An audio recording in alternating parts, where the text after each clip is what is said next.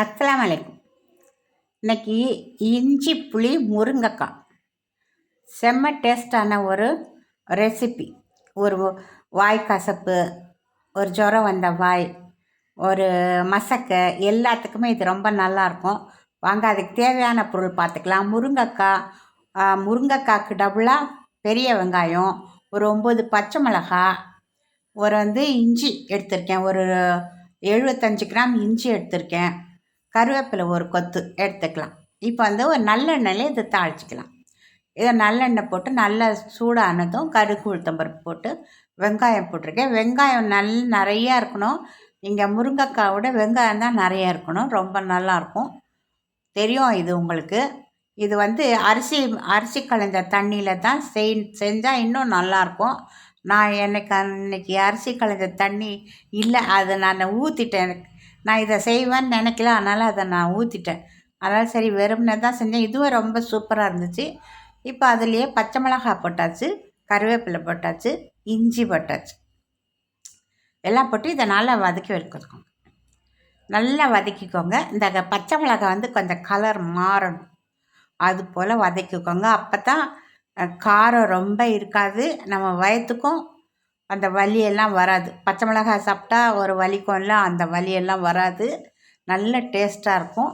ஆனால் இது எண்ணெயில் நல்லா வதக்கணும், கலர் மாறுற வரைக்கும் வதக்கணும். அப்போ தான் ரொம்ப நல்லாயிருக்கும். எல்லாமே இது நல்லாயிருக்கும். இதில் போட்டிருக்கிற எல்லா பொருளுமே ஒன்றொன்னா எடுத்து நீங்கள் சாப்பிடும்போது அவ்வளோ ருசியாக இருக்கும். அந்த இஞ்சி சரிதான், அந்த பச்சை மிளகாய் சரி, அந்த வெங்காயம் சரி, அவ்வளோ டேஸ்ட்டாக இருக்கும். முருங்கைக்காய் சொல்லவே வேண்டாம், செம்ம டேஸ்ட்டில் இருக்கும். இப்போ அதோட கூட ஒரு பாதி வெங்காயம் நல்லா வதங்கினதும் இதில் முருங்கைக்காய் போட்டாச்சு. முருங்கைக்காய் போட்டு இதை நல்லா பிரட்டி விட்டுட்டு இதை நல்லா இது கொஞ்சம் வேகட்டும். இதோட கூட நம்ம கொஞ்சம் உப்பு கூட சேர்த்துக்கலாம். உப்பு சேர்த்து நல்லா இதை நம்ம இந்த மாதிரி ஒரு மூடி போட்டு மூடி வச்சுருந்தா ஒரு 5-6 நிமிஷத்துக்கு இந்த காரமெல்லாம் அந்த முருங்கைக்காய்க்குள்ளே போயிட்டு முருங்கைக்காய் அவ்வளோ டேஸ்ட்டாக இருக்கும். நீங்கள் இந்த சாப்பாடு வச்சு சாப்பிட்டு பாருங்கள். இது சாதத்துக்கு மட்டும்தான் செட் ஆகும், வேறு எதுக்குமே இட்லி தோசைக்கெல்லாம் சரியாக வராது. சாப்பாடு தான் இதில் சாப்பிட முடியும், சாப்பாட்டுக்கு மட்டும்தான் இது. இதில் கொஞ்சமாக நம்ம தண்ணி ஊற்றிக்கலாம், இந்த முருங்கைக்காய் வேகிறதுக்காக வேண்டி. சாதத்துக்கு மட்டும்தான் இது செட் ஆகும், வேறு எதுக்குமே உங்களுக்கு சரியாக வராது. அவ்வளோ நல்லாயிருக்கும். நம்ம எவ்வளோ சாப்பிட்றோன்னு தெரியாமல் சாப்பிட்ருவோம். கொஞ்சம் ஜாக்கிரதையாக சாப்பிடுங்க. ரொம்ப ரொம்ப டேஸ்ட்டாக இருக்கும், செம்ம வாசனையாக இருக்கும். வேறு என்ன சொல்கிறது, நீங்கள் செஞ்சு பார்த்தா தான் உங்களுக்கு தெரியும், சரியா? இனிமேல் இது வெண்டைக்காயில் கூட பண்ணலாம், ரொம்ப ரொம்ப நல்லாயிருக்கும் வெண்டைக்காய் கூட. இப்போ நான் முருங்கைக்காய் போட்டிருக்கேன். இப்போ நான் ஒரு சின்ன ஒரு எலுமிச்சை அளவுக்கு புளி நான் கொஞ்சம் கட்டியாக கரைச்சி ஒரு கப்பு ஊற்றிருக்கேன், சரியா? நம்ம ஒரு கப்பு போட்டு இதை நல்லா கலந்துக்கோங்க. அதே ஒரு கப்பு தண்ணியும் ஊற்றிக்கலாம், அவ்வளோதான். இதை நல்லா கலந்து விட்டுருங்க.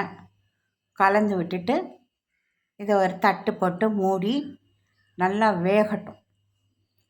இப்போ இதில் சீரக பவுடர் ஒரு ஸ்பூன், நல்லா வறுத்து பொடி பண்ண சீரக பவுடர், 1/2 ஸ்பூன் வெந்தய பவுடர், அதுவும் வறுத்து பொடி பண்ண வெந்தய பவுடர், இது ரெண்டும் சேர்த்துக்கலாம். சேர்த்து இதை நல்லா கலந்து விட்டுக்கோங்க. நல்லா கலக்குங்க, இன்னும் எங்கேயாவது போய் நின்றுடாது.